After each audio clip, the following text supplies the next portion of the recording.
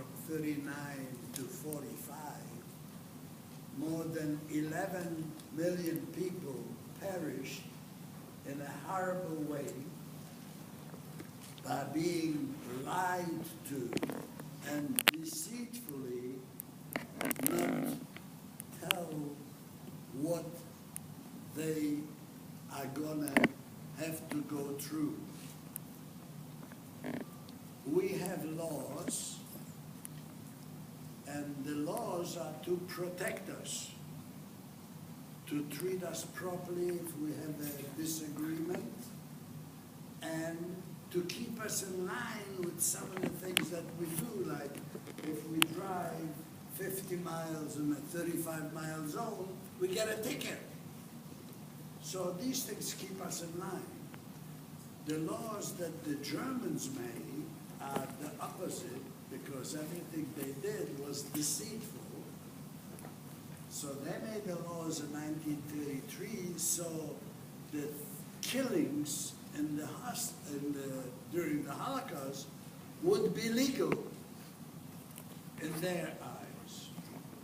When I deliver my testimony, I'd like to deliver it in the name of the 6 million Jewish people that perished, 5 million plus, because some of the soldiers that died fighting to liberate the people are not counted in there.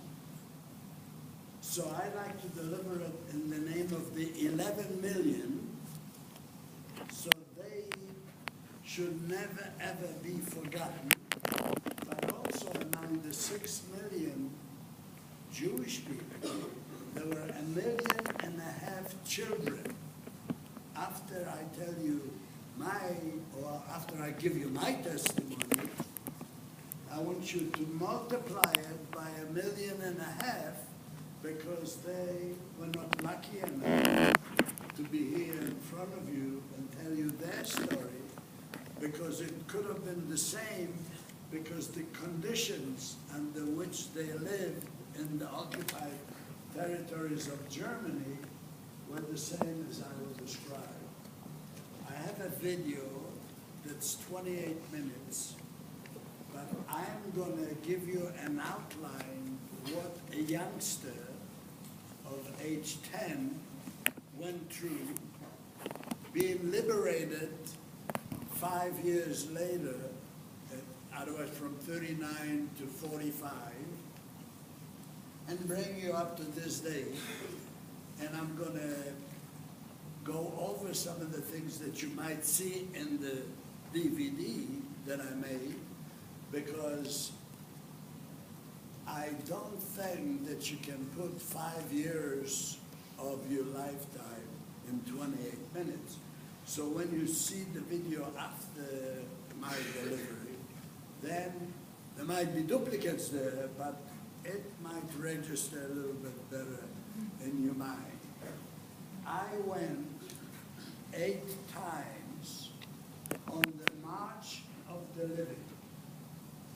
Now, I don't know if you realize what the March of the Living is. Students from all over the world gather in Europe to visit the places that were instrumental in the killings of innocent people, regardless who it was, because not only Jewish people died, other people died also. When we meet,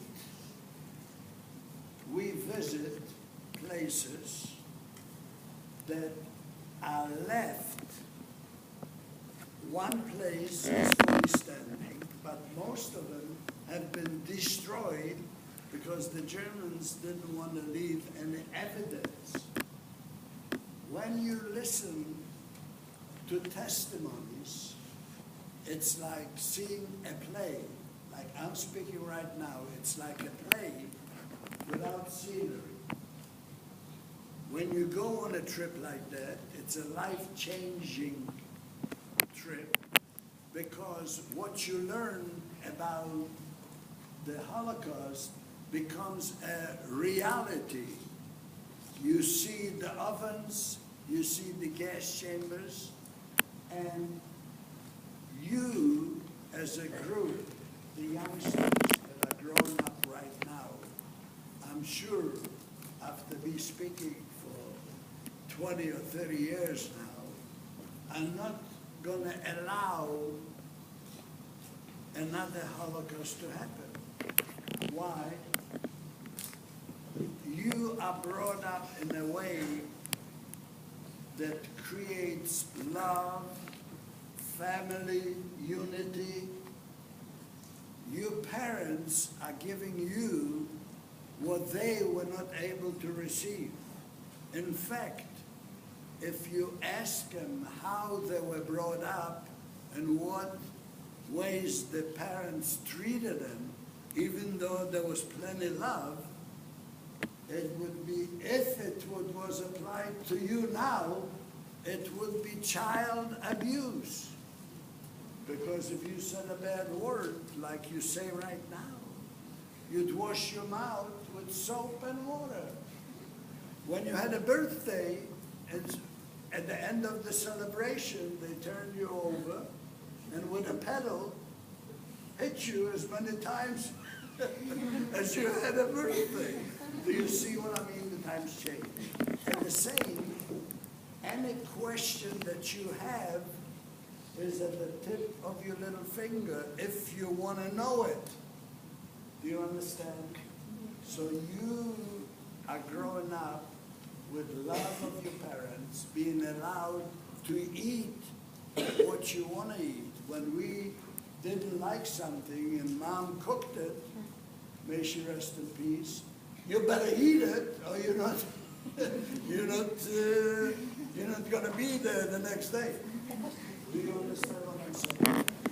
So you are being brought up in a way where you're your own thinkers. Now, my hope is that the brains that you have are capable of going in many directions. You have the right to choose the right road or the wrong road. You have a choice of wanting to know whether you want to be a pilot, a nurse, a teacher, a doctor, but you have to work for it. You have to decide, or you can decide what you want to eat. So what I wish that you would decide is to become an upstander and don't be a bystander. Because the Holocaust didn't have to happen. People like me and you, and maybe a little bit uglier inside, decided that they want to do that for one reason or another. It could be greed or the power that one wants, especially when they have a gun in their hands. So if you see a wrong being done, become an upstander and don't be just a bystander. It isn't being a stool pigeon when you see a friend of yours being bullied. It's a good deed to agree with the one that's being bullied and don't give the bullies the satisfaction of doing it to somebody. And by doing that, don't do it physically, because the police will be right behind you. Do it verbally or by writing down. And if you don't want to report it to the principal, take a little note, an anonymous note. Give it to the principal. I says, I don't like the way this guy is doing to him.